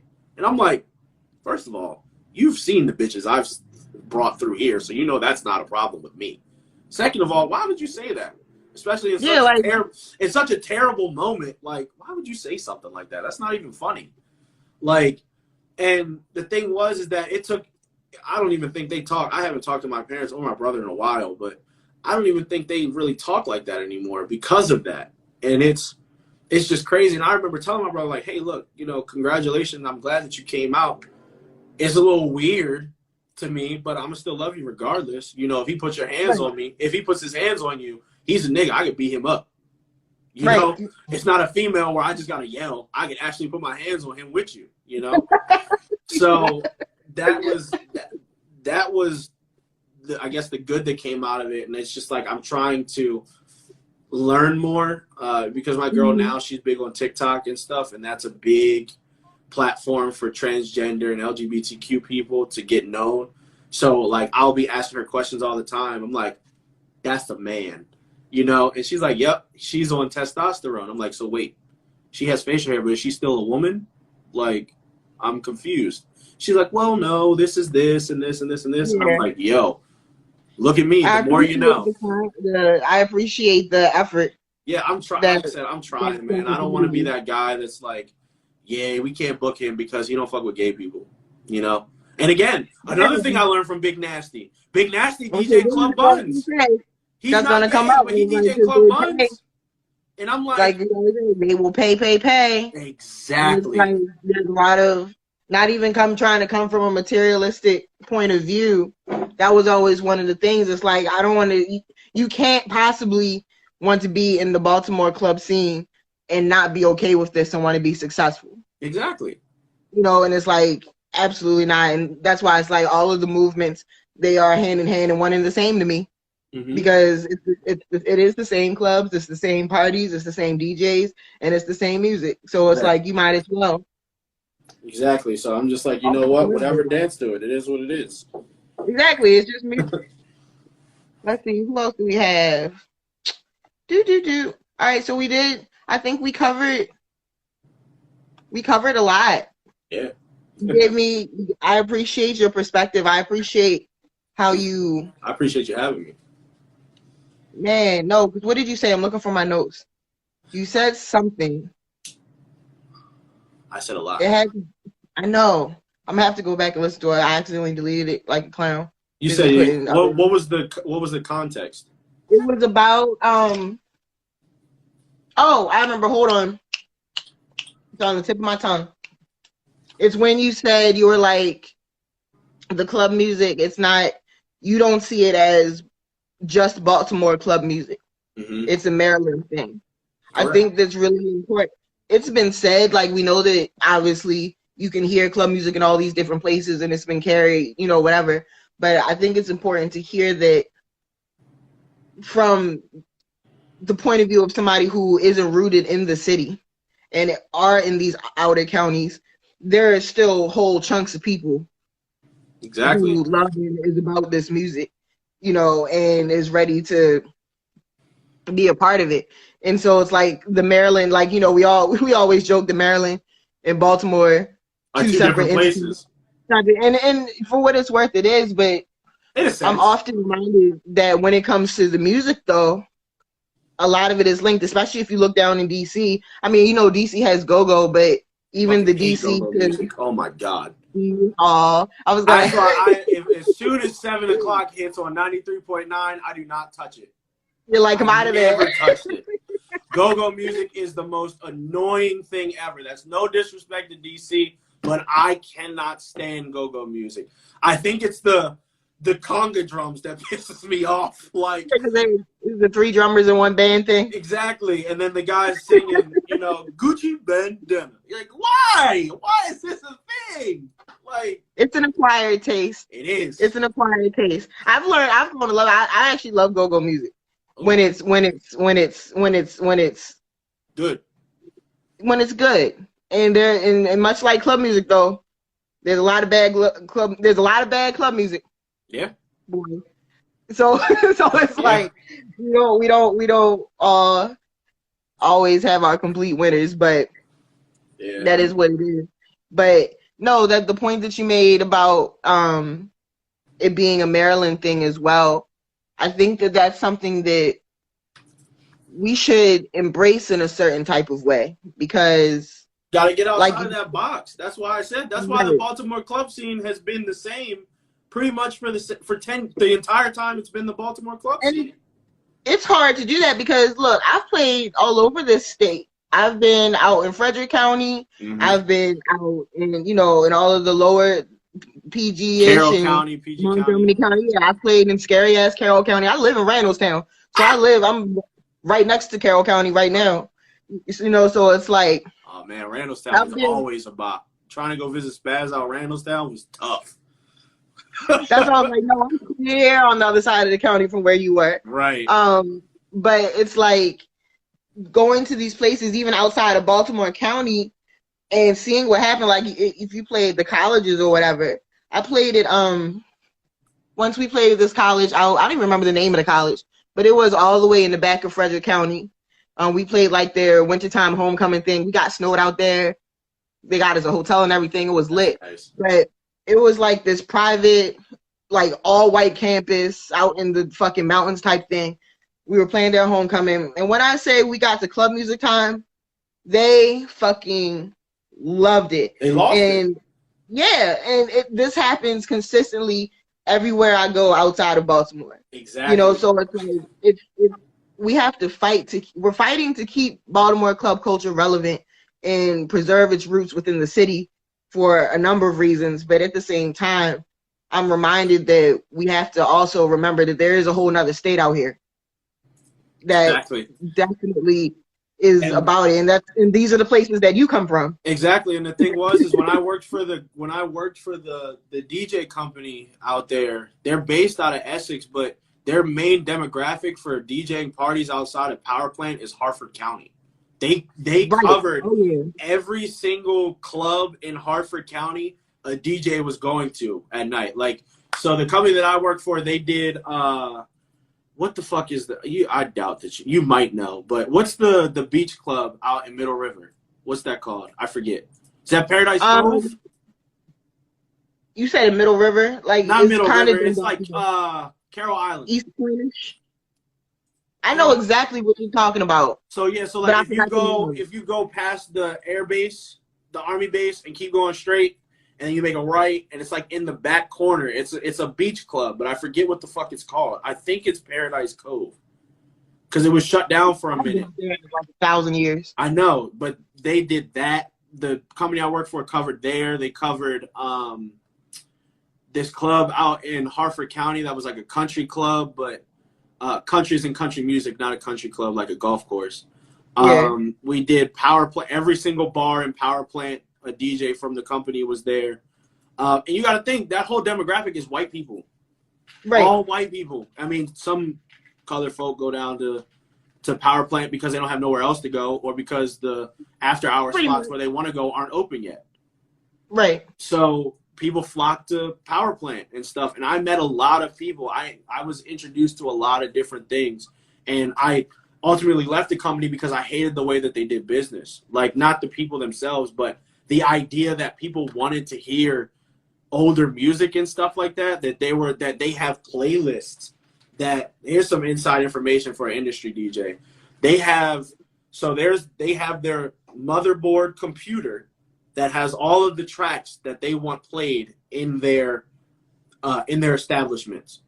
And the system, based on how many people show up and stuff, and what the vibes or how many people were in the club at a certain time a song was played, it distributes crates based on that information.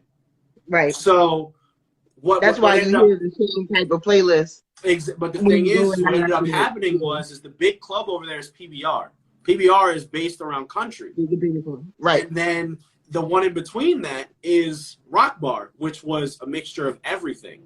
So, and then I played the bar downstairs, the Spanish bar. Yeah, we didn't play Spanish music. Oh, no. Huh? Not Lucky's. No, I did Lucky's too. I love Lucky's. And it's not there anymore. It's an axe throwing bar now. Yeah, I know. So weird. I DJ'd there and Lucky's, and people and Lucky's got better playlists. They got better music like hip hop and stuff, because that's what people want to listen to. And then the one that I was DJing, when I started DJing there, more younger people started coming. So I started asking, like, yo, can we get more recent stuff? And like, we'll think about it. Why? What are we thinking about? Like, I'm obviously pulling numbers. I have over 70-some people on the list that show up every single time that I DJ. They're just not with me because I'm not playing the music they want to hear. Right. They got to go upstairs for that. Why can't that be everywhere? The whole entire point is to make power plant money, not to funnel in certain groups of people. That was crazy to me. And the music director tried to get buck with me, and I was like, you sound dumb as hell. And he's like, well, you don't talk to me like that. I said, sir, I don't give you are a regular ass person, just like I am. You are a shitty, you are a wedding DJ that runs the music department of Power Plant in Maryland. That's what you are. This is not wedding DJ territory, sir. We are in the heart of Baltimore City, right off of the Inner Harbor. Like, we have tourists and everything coming in here. Who the fuck wants to go to a bar and listen to fucking Girls Just Want to Have Fun at peak DJ time? Yeah, midnight. Oh, no, I remember. Nah, hell no. Like, all right. Okay. I would love to carry on, but we have 5 minutes of time left. So, give any last shout outs? Any last little promos you want to dig out there? I'll be releasing the second promo to the video that's coming out tomorrow, hopefully, as soon as we're done. It's still a short little still a short little trailer, but given the circumstances, like a lot of the videos that I tried to use from the past aren't compatible with Premiere Pro or anything new. And the old school like videos of like Winky and Germs and all them and stuff don't exist anymore. So I have a small body of work to work with, but I'm making it happen. So the build-up series for YouTube will start Friday, probably late Friday night, or I'll just wait to post it Saturday afternoon so that everybody can see it. And it's just not sitting there. That'll start Friday or Saturday. The promo for it will be out as soon as I get off of here. My new old school EP is out on SoundCloud. Just search DJ J.Fries on SoundCloud. Shout out to S. Dot. You can interview him next. I should. He was talking to me about that. He's like, bro, I should do it, but I feel like I just came back. I'm like, bro, you're still S. Dot. Y'all should have fought. His old ass, I'd have broke his fucking neck and got sued. He's like 5'8", 140 pounds soaking wet and like 60 years old. I would have fucking destroyed him. Like, but anyway, yeah. No violence. S. Dot is next. S. Dot should be next because he has one of, if not the most iconic KOB tracks ever. Like, and so I have this. So when this series is done, when I'm done with King of Baltimore, I'm gonna start doing individual people, kind of like how you're doing, but more so of a biography type thing. So this series is more so like a reaction / catfish type thing, but not catfish as in we're trying to find these people out. The way that it's created is like catfish, how I interview one person on one side and interview another person on the other side as far as the controversial battle goes. And then kind of the viewers, the consumers make their decision based on that. And then we go into the next episode. We chronicle the next KOB that I want to do all the way up until KOB 9 happens. And then I'll do some promo and stuff for KOB 9. And then I'll react to the KOB 9 videos as they get released. And I just hope, for my content's sake, and I may be being a little bit selfish, that it doesn't take 3 to 6 months for this content to come out. Hopefully not. But it will come out. It will come out when it should come out. Right. So we'll see what happens. But yeah, so I'm gonna do that. Then I'll start doing individual people. Then I'll start doing individual battles. Like I'll take a whole 8-9 minute video and break down a very highly touted battle in history, whether it not from KOB but from other sessions and stuff. And you know, the list goes on and on and on. And then when I stop doing that, I'll do something else. So, because eventually it's gonna run out for Baltimore Club. Then I'll start. I told Shamar I'll probably start talking shit when I start running out of stuff to do. and I'll just be like, you know, hey, Jersey can't fuck with Baltimore. Okay, bye, and then Right. and then Just that's put it, out and there then real quick. and then I'll send it to all the people from Jersey that follow me, and I'll start ruffling some feathers, and I'll start pulling up Jersey versus Baltimore battles, and then, you know, I got a laundry list of things that I could go with this, but most importantly, I just appreciate everybody for watching. So, thank you. All right. Hey, that was perfect. We have like 50 seconds left. Okay. So thank you, Jordan. This was wonderful, and I appreciate you. Hey, I appreciate you having me. Thank you. Let me see. What am I doing tomorrow? Me and Mello are DJing at the Why Not Lot tomorrow at 4:30. Are y'all going to be live? I think so, actually. I will put that I'll information. Sweet. All right. Well, So, I'll let you go. Thanks again for having me, but right. appreciate it. Okay, goodbye. Bye. Bye, everyone. Good night. Wash your hands. Hey, you knuckleheads, Hey, you knuckleheads. walking down the avenue. Walking down the avenue. A few more streets and we'll be through. A few more streets and we'll be through. Fangtown, North MP, Park Heights, RNG, White Lock, Cherry Hill, North Long and Dolefield.